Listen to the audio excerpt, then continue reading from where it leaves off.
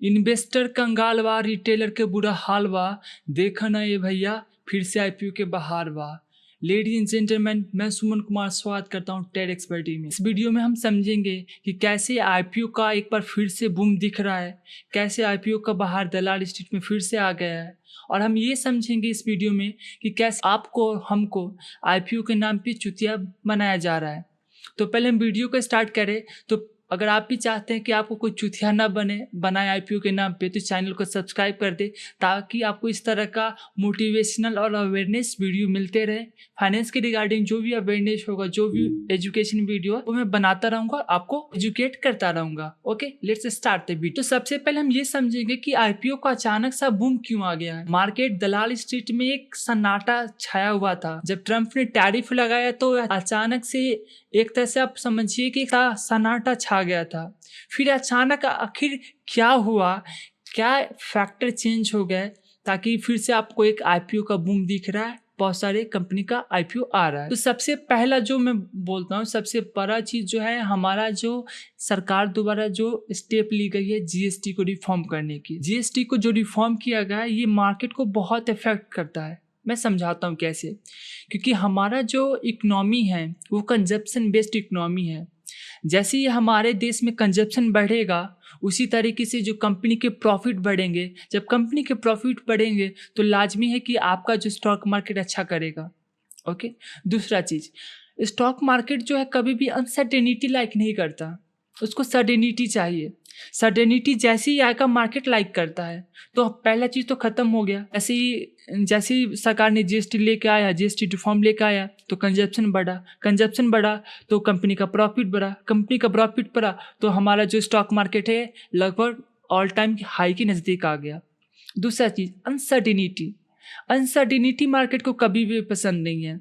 और हमारा जैसी यूएसए के साथ एक पॉजिटिव बातचीत चल रही है, इससे ये साबित हो रहा है कि सरकार जो है इस पे काम कर रही है। सरकार भी चाहती है कि हमारा जो है अमेरिका के साथ नेगोशिएशन हो जाए। नेगोशिएशन होकर जो भी 50% टैरिफ जो लग रहा है भारत के एक्सपोर्ट पे, बात यहाँ से माल जितना भी बेचता है उस पर 50% टैरिफ लगता है, वो कम हो जाए। तो हमारा जो दो चीज़ें वो शॉर्ट हो गया। एक तो हमारा कंजप्शन बढ़ गया, उससे हमारा कंपनी प्रॉफिट किया, तो स्टॉक मार्केट अच्छा कर रहा है, अनसर्टेनिटी खत्म हो गया। और ये सारे जो फैक्टर हैं all over the macro economics factor को मजबूत करते हैं, देश के इकोनॉमी को बढ़ाते हैं, देश के जीडीपी को बढ़ाते हैं। तो ओवरऑल मार्केट का सेंटीमेंट पॉजिटिव होता है, लोग जो इन्वेस्ट करते हैं। और यही कारण है कि इतना टैरिफ लगने के बाद भी हमारा जो स्टॉक मार्केट है अच्छा परफॉर्म कर रहा है, लोग इन्वेस्ट कर रहे हैं, लोगों के भारत के सपनों पे भरोसा है, भारत की तरक्की पे भरोसा है। और यही कारण है कि आपको फिर से एक आईपीओ का बूम दिख रहा है। ओके, अब हम ये समझेंगे कि आपको जो आईपीओ के नाम पे जो चुतिया जो बनाया जा रहा है, लोगों को क्यों बनाया जा रहा है, ये खेल समझेंगे। ये जो खेला जो मार्केट में किया जा रहा है लोगों द्वारा, इन्फ्लुएंसर द्वारा, न्यूज एंकर द्वारा, कंपनी द्वारा, स्टार्टअप द्वारा, ये समझेंगे। लेकिन उससे पहले हम ये समझते हैं कि आईपीओ से पहले होता क्या है। हमने अगर मान लीजिए मेरी कंपनी है, अगर मैंने आज आईपीओ लाया, तो ऐसा तो नहीं कि मैंने सुबह उठा और कहा कि चलो भाई मैं कंपनी का आईपीओ ला रहा हूँ।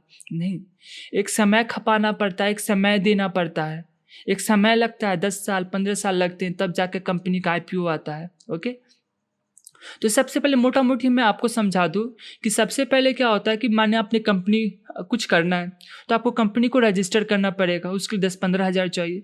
10-15 हज़ार से आप कंपनी का क्या किए, रजिस्टर कर लिए। लेकिन कंपनी को चलाना है, प्रोडक्ट बनाने हैं, एक्सपेंशन करने हैं, सर्विसेज देने, उसके लिए मोटा पैसा चाहिए। तो आप क्या करोगे, एंजल इन्वेस्टर के पास जाओगे। एंजल इन्वेस्टर आपको पैसा देगा और जितना आप मांगोगे उतना देगा। फिर उसके बाद क्या होगा, वो तो पैसा ख़त्म हो जाएगा। अब जब वो पैसा ख़त्म हो जाएगा, आपको एक्सपेंशन करना होता है कंपनी, क्योंकि स्टार्टअप का मतलब होता है एक्सपेंशन करते हैं आप, जल्दी रिस्क लेते हैं, मतलब हाई रिस्क लेते हैं, हाई एक्सपेंशन करते हैं, हाई ग्रोथ दिखाते हैं आप। फिर उसके लिए आपको पैसे चाहिए, तो पैसे के लिए आप कहाँ जाइएगा, वेंचर कैपिटलिस्ट के पास, वीसी के पास जाइएगा। वीसी के पास आप जाइएगा तो वो क्या होता है ना, उस समय तक आपका ट्रैक रिकॉर्ड एक बन जाता है। तो वीसी आपका ट्रैक रिकॉर्ड देखेगा, परफॉर्मेंस देखेगा, सेक्टर का पोटेंशियल ग्रोथ कितना, उस हिसाब से आपको इन्वेस्ट देगा, आपको पैसा देगा, फंड देगा। मान लो फिर भी वो पैसा ख़त्म हो गया, सारा कुछ ख़त्म हो गया, फिर आपके पास आता है प्राइवेट इक्विटी। प्राइवेट इक्विटी के पास जाते हैं, फिर आपको वो अपना सारा कुछ समझाते हो कि मेरा कंपनी ऐसा ऐसा कर रहा है, सेक्टर का इतना ग्रोथ है, इतना हम ग्रोथ करेंगे, इतना सेल्स करेंगे, सारा कुछ आप पीपीटी बना के आप जो है एक प्रोजेक्ट रिपोर्ट बनाते हैं, आप प्राइवेट इक्विटी इन्वेस्टर को दिखाते हैं, वो आपको कन्विंस करते हैं, तो फिर जाके आप एक फंड मिल जाता है।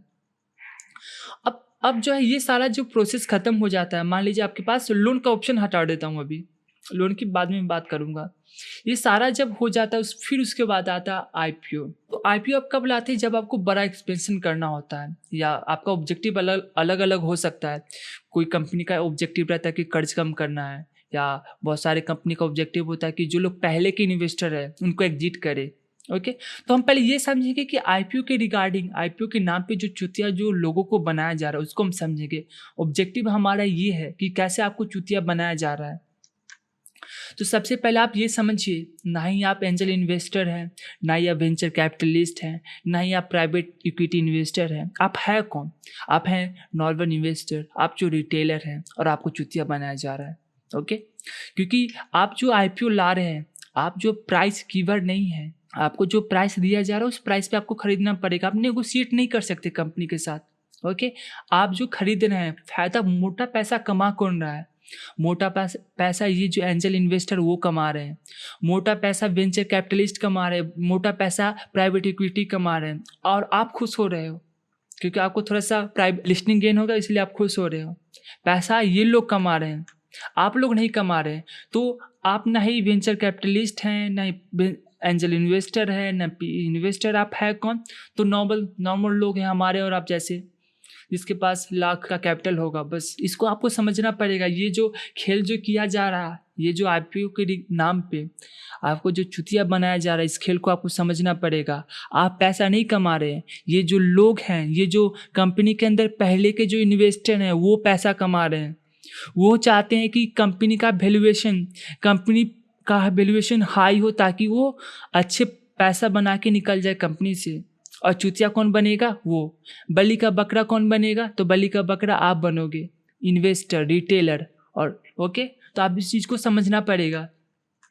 ये जो नया जो अभी जो हाल फिलहाल में जितने भी आईपीओ आ रहे हैं, जितने भी कंपनी के आईपीओ आ रहे हैं, इसमें एक सबसे इंटरेस्टिंग चीज़ है कि ये सारे जो कंपनी हैं, एक क्या होता है, ये सारे जो कंपनी है, ये लोग क्या करते हैं कि आईपीओ लाने से 1-2 साल पहले प्रॉफिट होते हैं, उससे पहले लॉस में रहते हैं।